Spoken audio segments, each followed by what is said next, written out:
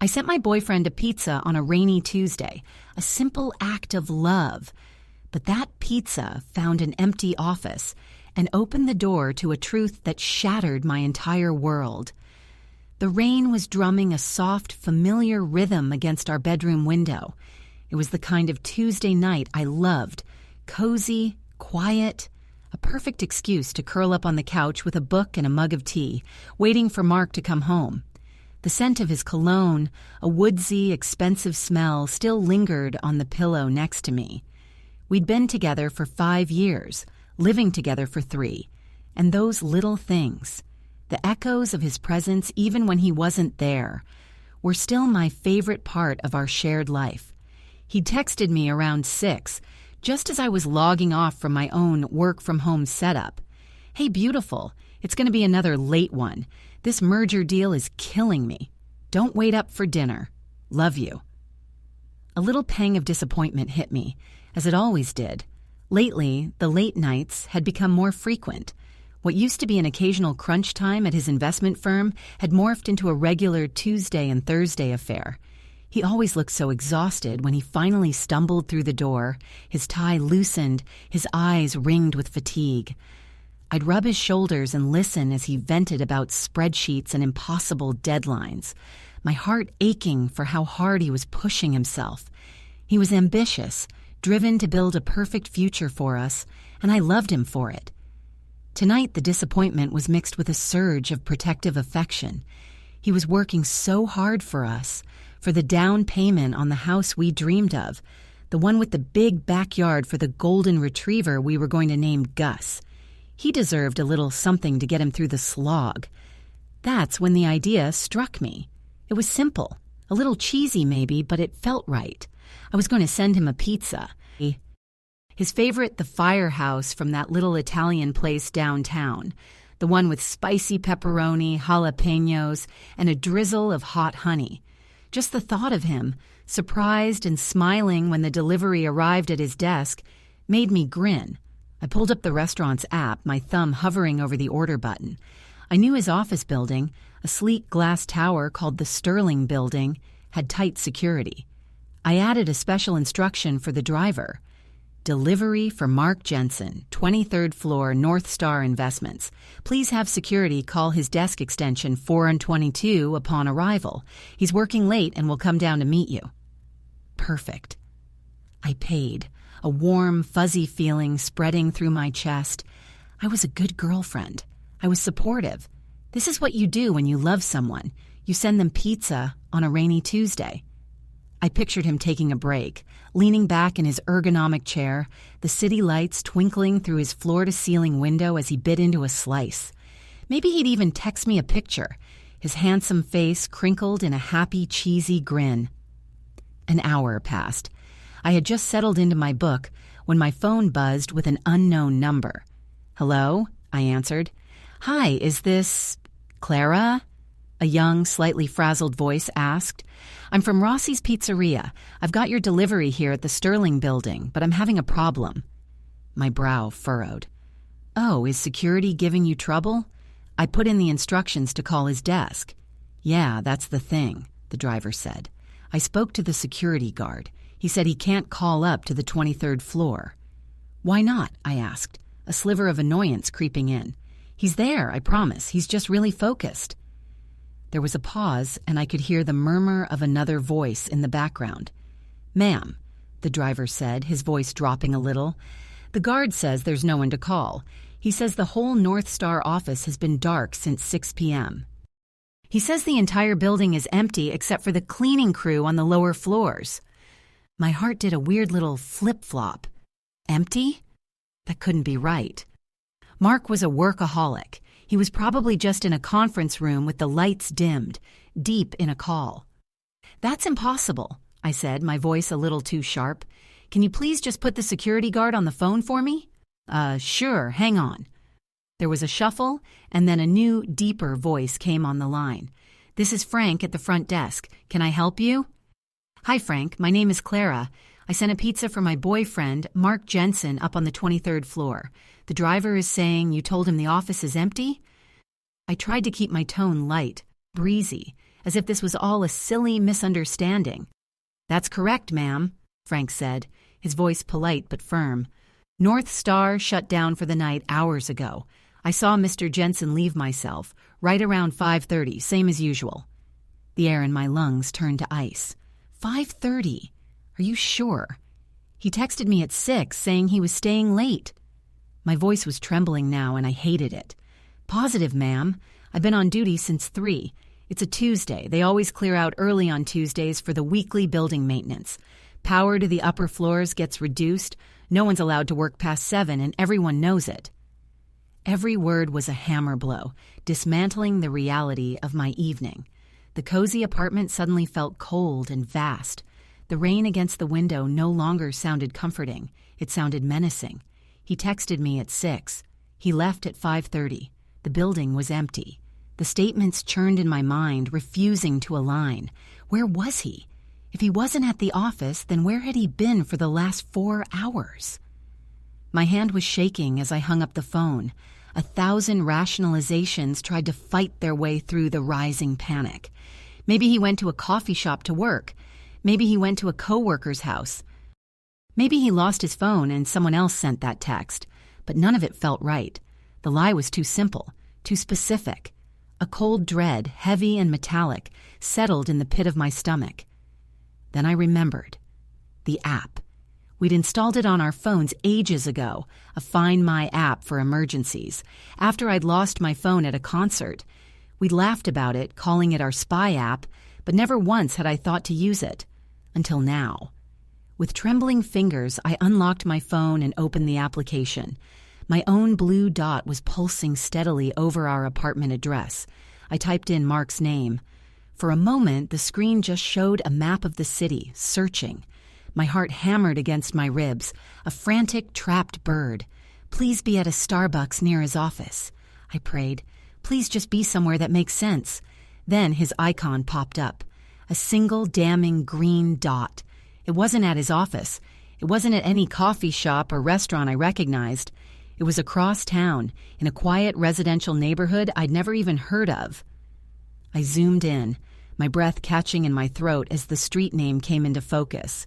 It was a street lined with neat little houses and manicured lawns, a place we had never been, a place that was miles away from his supposed late night at work. And the dot, his dot, was sitting perfectly still right inside one of the houses. For a full minute, I just stared at my phone screen, at that pulsing green dot. It felt like a bug, a glitch in the system. It had to be. Mark? My Mark? In some random house in a neighborhood called Willow Creek? It made no sense.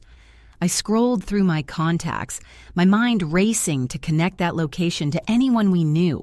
A coworker, a client, an old college buddy? Nothing. The name Willow Creek meant absolutely nothing to me. I thought back over every conversation we'd had for the last few months, searching for any mention of it. There was none. My first instinct was denial, a thick, comforting blanket. His phone must have been stolen. Someone took it and went to their own house. But that didn't explain the text message at 6 o'clock, sent from his number in his familiar shorthand. "Hey, beautiful." It was him, and if that text was him, then the dot was him too. The lie about the office wasn't a misunderstanding. It was a lie. And people only lie when they have something to hide. The cozy apartment suddenly felt like a cage. The silence was deafening, broken only by the rhythmic thumping of my own heart. I couldn't sit here. I couldn't just wait for him to come home hours from now and feed me some story about how he'd been at a different office, or his phone battery died, or some other flimsy excuse that I would be too tired and too in love to question properly. Not tonight. Tonight the crack in our perfect life was showing, and I had to know how deep it went. Before I could talk myself out of it, I grabbed my keys and my purse. I threw on a rain jacket over my pajamas, not even bothering to change. My hands were shaking so hard I could barely fit the key into the ignition of my car. As I pulled out onto the wet, glistening street, the GPS on my phone lit up. a calm female voice directing me toward the complete implosion of my world. In 200 feet, turn left. The 30-minute drive felt like an eternity. Every red light was a personal torment. Every slow driver a villain in my story. My mind was a toxic cocktail of fury and terror. Who was he with? The classic, ugly answer presented itself immediately. Another woman. The thought was a physical blow, winding me. I pictured him with someone else, laughing, touching her, living some secret parallel life while I sat at home sending him supportive pizza. The humiliation burned hotter than the anger. Had I been that blind? That naive? All those late nights, all that exhaustion. Was it all a lie? I replayed our last weekend together, a perfect Sunday spent hiking and then curled up watching movies. He'd kissed my forehead and told me I was his entire world. Was any of it real? The GPS announced, "You are approaching your destination on the right." I slowed the car to a crawl, my headlights cutting through the rain and sweeping across a row of identical-looking suburban homes. They were nice houses, two-story colonials with tidy lawns and basketball hoops in the driveways. Family homes. It felt wrong, utterly bizarre. This wasn't the kind of place you'd expect for a sordid affair. There were no sleek, anonymous apartment buildings, no seedy motels. This was a neighborhood where kids left their bikes on the lawn. I found the address, 142 Blossom Lane, and my stomach plummeted. A warm, yellow light glowed from the front windows, casting a welcoming beacon in the rainy darkness. A sensible minivan was parked in the driveway. It was all so normal, so achingly, terrifyingly normal. I killed my headlights and pulled over to the curb a few houses down, my car hidden in the shadows of a large oak tree. For a long time, I just sat there, the engine ticking as it cooled, the windshield wipers swishing back and forth, smearing the rain. What was I even doing? Was I going to march up to the door and knock? Scream his name? I felt pathetic, a cliché from a bad movie. But the need to know, the raw, desperate need for the truth, was stronger than my pride. I had to see. I had to know what was inside that house that was more important than me. I got out of the car, pulling the hood of my jacket low over my face. The rain was cold, soaking through my pajama pants instantly, but I barely felt it. I crept along the sidewalk, my sneakers silent on the wet pavement, my heart pounding in my ears. I felt like a criminal, skulking in the dark, but my life was being stolen, and I had a right to see the thief. The house had a large picture window facing the street. The curtains weren't fully drawn, leaving a gap of a few inches. It was a straight shot of the living room. My breath hitched. This was it. Taking a shaky breath, I moved off the sidewalk and onto the damp grass of the neighboring lawn, hiding myself behind a thick, manicured bush. From here, I could see directly inside. The scene was warm, domestic. A fireplace was lit. A soft-looking sectional couch was covered in plush blankets, and children's toys were scattered on a colorful rug. A woman was sitting on the couch, her back to me. She had blonde hair tied up in a messy bun, but I barely registered her. My eyes were locked on the man standing by the fireplace, his silhouette unmistakable even from this distance. It was Mark. My Mark. He was wearing a soft gray sweater I'd never seen before, and he was smiling. It wasn't his tired, end-of-a-long workday smile. It was a full, relaxed, deeply happy smile. And he wasn't looking at the woman. He was looking down at the small bundle he was holding in his arms. He gently bounced the bundle, and as he turned slightly toward the window, the light from the fire caught them both. It wasn't a bundle. It was a child.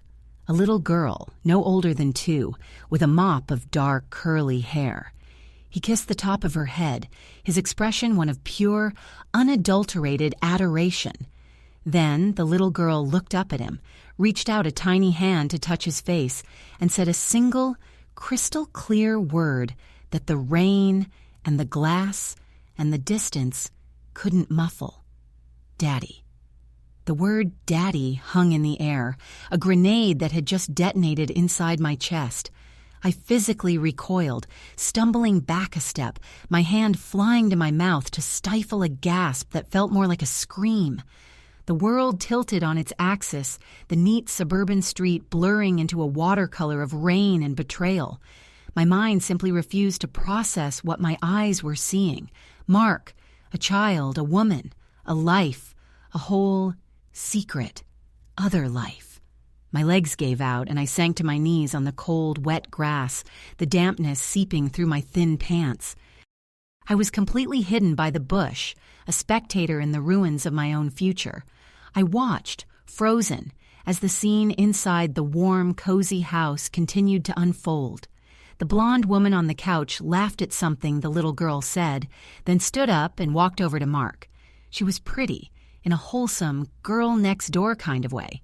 She leaned in and kissed him, a soft, familiar peck on the lips, before taking the child from his arms. He wrapped an arm around her waist, pulling her close, and they stood there for a moment, a perfect family portrait framed by the window. The three of them, a unit. A wave of nausea washed over me so powerful I thought I was going to be sick, right there on the pristine lawn of 140 Blossom Lane. Every memory of the last few years flashed through my mind, now tainted and grotesque. All the late nights he was supposedly at the office. Was he here? All the business trips he went on? Was he visiting them? The house we were saving for, the dog we were going to name Gus. Was any of it for me? Or was it all part of some elaborate script he was performing, a second life he slipped into when he left this one? Who was I? Was I the girlfriend? The other woman? The fool? My identity, which had been so intrinsically linked to him for 5 years, suddenly evaporated. I was nothing. A placeholder. A convenient apartment closer to the city. My heart, which had felt like it was breaking just moments before, now felt like it was dissolving into a cold, hard stone in my chest. The pain was so immense it was almost numbing. I watched as the woman carried the little girl out of the room, presumably to put her to bed. Mark stayed by the fire, stretching his arms over his head like a man completely at ease, completely at home. He picked up a framed photo from the mantelpiece and stared at it, a gentle smile playing on his lips. I couldn't see the picture, but I didn't need to. I could feel it. The weight of their shared history, their shared secrets. How long had this been going on? Was this woman the reason he'd become distant at times? The reason for the unexplained credit card charges I'd convinced myself were surprise gifts for me? The sheer scale of the deception was breathtaking. He hadn't just cheated. He had built an entire world without me. He had a child who looked to be about 2 years old, meaning this lie had been going on for at least 3 of our 5 years together. Half our relationship was a fraud. I needed to get out of there. The urge to run, to drive until I ran out of gas and just disappear, was overwhelming. But a darker, colder part of me took over, the part that had been shattered and was now reforming into something sharp and brittle. I couldn't just leave. I couldn't let him walk back into our apartment later tonight, feigning exhaustion, and kiss me goodnight with the same lips that had just kissed his wife. Oh God, was she his wife? The thought sent another jolt of ice through my veins. My phone was still clutched in my hand. With a mechanical, detached motion, I raised it. My fingers, slick with rain, were clumsy, but I managed to open the camera and zoom in on the window. I needed proof. I needed something tangible to hold on to, something to prove that I hadn't gone insane, that this nightmare was real. I took a picture. Mark, smiling, holding the photo by the fireplace. Then I took another, a wider shot of the living room, the toys, the evidence of a life lived. Just as I lowered the phone, the blonde woman walked back into the room. She was holding 2 mugs. She handed one to Mark, and they clinked them together, a silent toast. They settled onto the couch, her head resting on his shoulder, his arm around her. They looked like any other married couple on a rainy Tuesday night. My stomach twisted. I felt like an intruder, a ghost haunting a life that had never been mine. I had to know her name. I had to know who this person was, who had unknowingly shared my boyfriend, my life, for years. My mind, now working with a strange, chilling clarity, started piecing things together. A suburban house, a minivan. There had to be public records. I backed away from the bush, moving like a shadow back to my car. My clothes were soaked, my body shivering, but I felt a new, icy resolve crystallizing inside me. The grief was still there, a massive, gaping wound, but it was being edged out by a cold, precise rage. I got back into my car, the engine starting with a low rumble that sounded obscenely loud in the quiet street. I pulled up the photos I'd taken.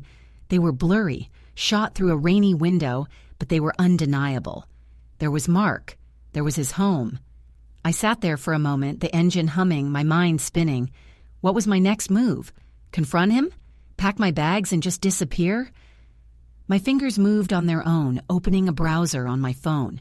Fueled by a desperate, toxic curiosity, I typed 142 Blossom Lane, Willow Creek Public Records into the search bar.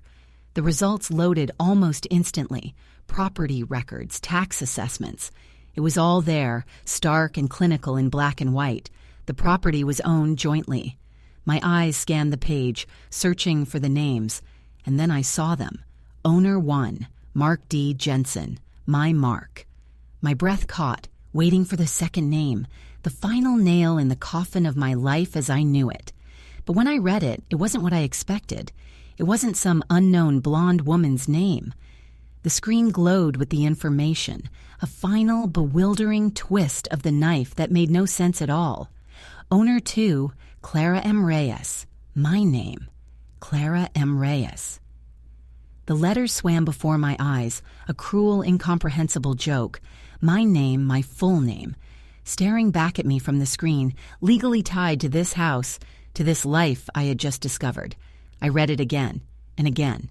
Mark D. Jensen and Clara M. Reyes. It had to be a mistake, a typo. There must be another Clara M. Reyes in the world, one who lived in Willow Creek and had a messy blonde bun and a 2-year-old daughter. It was the only explanation that didn't shatter the laws of physics and my own sanity. But I knew it wasn't a mistake. My middle name is Marie. It's not common. The dread that had been a cold stone in my stomach now morphed into a dizzying, vertiginous confusion. How was this possible? I had never seen this house before in my life. I had never signed a mortgage, never approved a purchase. My signature, my identity, had been stolen and attached to this monument to my boyfriend's deceit.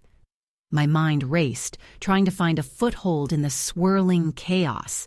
The down payment. We had a joint savings account, the house fund, that we'd both been diligently contributing to for the past 2 years.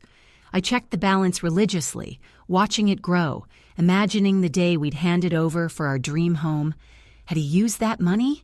Our money? My money? For this? For them?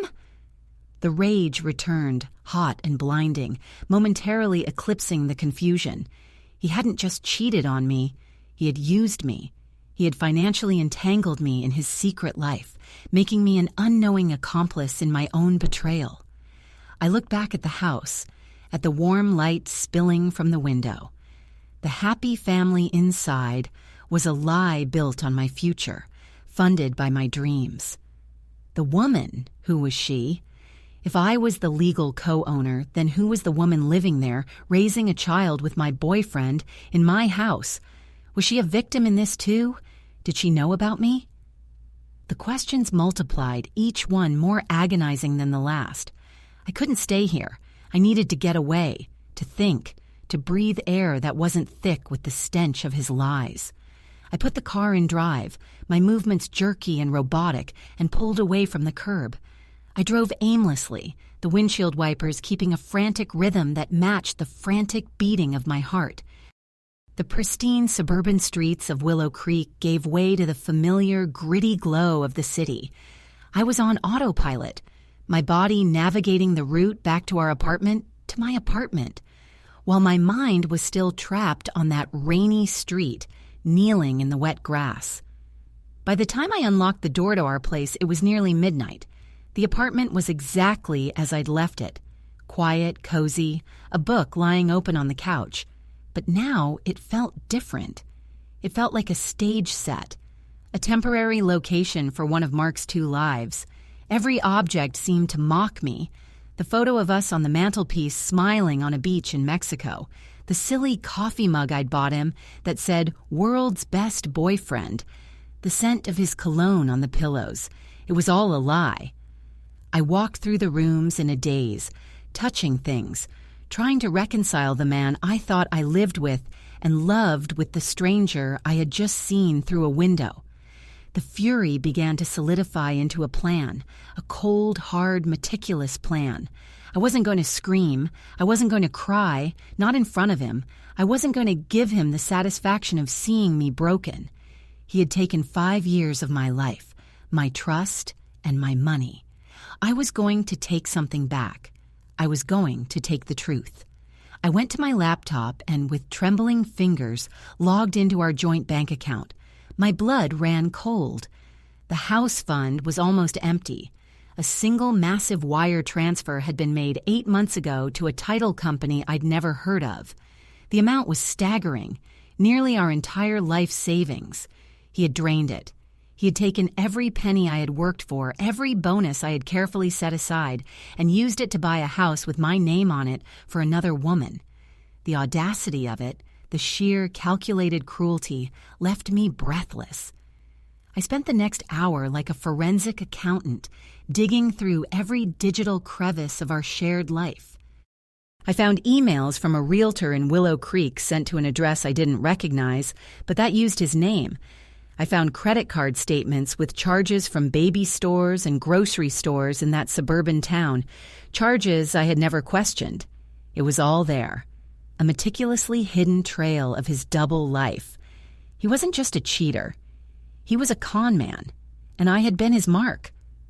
Around 1 a.m., I heard his keys in the lock. My heart leaped into my throat, but I forced it down, smoothing my features into a mask of placid neutrality. I sat on the couch, pretending to read my book, just as he would expect. The door opened and he walked in, the picture of exhaustion. He loosened his tie, ran a hand through his damp hair, and sighed heavily. "Long night," he said, his voice weary. "This merger is just brutal." I looked up at him, at the face I had loved for 5 years, the handsome lines, the tired eyes, the familiar smile. It was all a costume. "You must be starving," I said, my voice eerily calm. "I was going to send you a pizza at the office, but I figured you'd be too busy to eat." He managed a weak smile. "That's so sweet of you, babe. But yeah, I wouldn't have had a second. I just want to shower and crash." He leaned down to kiss me, but I turned my head slightly so his lips landed on my cheek. He didn't seem to notice. He was already unbuttoning his shirt as he walked toward the bedroom. "Don't wait up," he called over his shoulder. I sat there, listening to the sound of the shower running, my insides churning. The casualness of his lies was the most painful part. This was his routine. This was normal for him. As the water shut off, I steeled myself. I had all the evidence saved on my laptop. The bank statements, the property records, the photos I'd taken. My plan was simple. I was going to confront him. I was going to lay it all out and watch his perfect, fabricated world crumble around him. He came out of the bedroom a few minutes later, wearing a pair of old sweatpants and a t-shirt toweling his hair dry. He looked at me, still on the couch, and frowned slightly. "You okay? You seem quiet tonight." "Just tired," I lied, my voice steady. "Actually, Mark, before you go to sleep, there's something I want to show you. I was doing some online browsing earlier." I turned my laptop around on the coffee table so the screen faced him. I had the county property records website pulled up, the page for 142 Blossom Lane displayed in stark, official font. His eyes scanned the screen, his expression shifting from mild curiosity to confusion, and then, in a sickening flash, to dawning, abject horror. He looked from the screen to my face, his mouth opening and closing silently. The color drained from his face. Clara, I can explain. Can you? I asked, my voice dangerously soft. Can you explain my name on the deed to a house I've never seen? Can you explain where our savings went? I watched him, a cold satisfaction spreading through me as panic flickered in his eyes. This was it, the moment of reckoning. But just as I was about to deliver the final blow to show him the pictures of his other family, my phone, which I'd left on the end table, buzzed. I glanced down at the screen. It was a text from an unknown number. My brow furrowed. I wasn't expecting a message from anyone. My eyes scanned the preview on the lock screen. There were only 4 words, but they made the blood freeze in my veins, and every thought of Mark, the house and the money, vanish from my mind. The message read, "I know you were there." The 4 words on my phone screen landed with the force of a physical blow. I know you were there. For a split second, the confrontation with Mark, the house, the stolen money, it all faded into a dull, distant roar. My immediate world shrank to that glowing screen and the chilling implication behind the message. It wasn't a question. It was a statement, a threat. Mark saw the shift in my expression. "Clara? Who is that?" he asked, his voice still laced with the panic of his own exposure. He took a step toward me, reaching for the phone. Instinctively, I snatched it away, my heart hammering against my ribs. "Don't touch me," I hissed, my voice trembling with a new kind of fear. The message could only have come from one person, the blonde woman in the house. She had seen me. She had seen me hiding in the bushes like a stalker, and now she was reaching out. What did she want? Was she going to call the police? Or was this something else entirely? Mark's face was a mask of confusion and terror. "What is going on? What are you talking about?" I ignored him. My fingers, slick with a cold sweat, unlocked the phone. I had to know. I opened the message. There was nothing else, just those 4 words. I stared at them, my mind racing. Should I reply? Block the number? My rage at Mark was momentarily eclipsed by this new, unknown variable. The woman inside the house wasn't just a passive figure in his deception anymore. She was an active player. She knew I existed. "Clara, please," Mark begged, his composure completely shattered. "Let me explain. It's not what it looks like." A bitter, humorless laugh escaped my lips. "Not what it looks like?" I repeated, my gaze snapping back to him, the ice returning to my veins. "Oh, I think it's exactly what it looks like. It looks like you have a secret family, a secret house that you bought with my money, putting my name on the deed. So tell me, Mark, explain it to me. Who is she? And who the hell is Clara M. Reyes?" He flinched as if I'd slapped him. "Her name is Sarah," he stammered, running a hand through his wet hair. "And Clara is my sister." The world stopped. I stared at him, the words making no sense. Sister? Mark didn't have a sister. He was an only child. His parents had passed away years ago. It was one of the first things he'd ever told me. It was a sad core part of his story, something that had drawn me to his solitary strength. "You're an only child," I stated flatly, my voice devoid of emotion. "No," he said, shaking his head, his eyes welling up with tears. Crocodile tears, I was sure. "No, I'm not. My parents, they had Clara when I was 18. It was a late-in-life surprise. They were older, and there were complications. She was born with a severe congenital heart defect." He choked on the words, his face crumpling. "They spent every penny they had on her surgeries, her care. They mortgaged their house. When they died, I was 25, and suddenly I was her legal guardian. She was only 7 years old." I stood there, motionless, the story washing over me, feeling like the most elaborate, desperate lie I had ever heard. "You're telling me you have a secret sick sister named Clara, my exact name, and you've kept her hidden from me for 5 years? I wanted to tell you," he whispered, his voice cracking.